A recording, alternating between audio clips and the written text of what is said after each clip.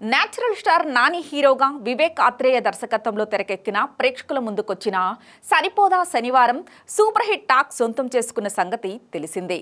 ఈ సినిమా తాజాగా 100 కోట్ల కలెక్షన్ క్లబ్ లో చేరినట్లు మేకర్స్ అధికారికంగా కన్ఫర్మ్ చేశారు. దీంతో దసరా తర్వాత 100+ కోట్ల కలెక్షన్ అందుకున్న రెండో చిత్రంగా సరిపోదా శనివారం నిలిచింది.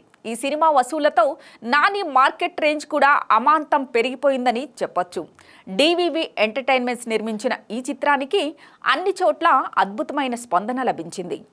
మూడో వారంలో కూడా ఈ చిత్రం సాలిడ్ రన్తో దూసుకుపోతుందని మేకర్స్ తెలిపారు.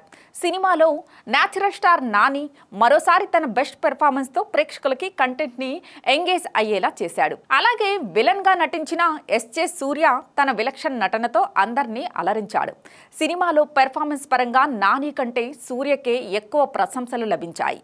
ఓవర్సీస్లో కూడా సరిపోదా శనివారం సినిమాకి మంచి వసూళ్లు వస్తున్నట్లు తెలుస్తోంది. ఇప్పటి వరకు నార్త్ అమెరికాలో ఈ చిత్రం $2.48 మిలియన్ గ్రాస్ అందుకుంది. ఇదే స్పీడ్ కంటిన్యూ చేస్తే $2.50 మిలియన్ త్వరలో చేరువవుతుందనే మాట వినిపిస్తోంది. అయితే నార్త్ అమెరికాలో దసరా చిత్రం $2.76 మిలియన్ ని కలెక్ట్ చేసింది. దానిని సరిపోదా శనివారం అందుకుంటుందా అంటే చెప్పలేమనే మాట వినిపిస్తోంది. దసరా మూవీ వరల్డ్ వైడ్గా 117.50 కోట్ల కలెక్షన్ని అందుకుంది.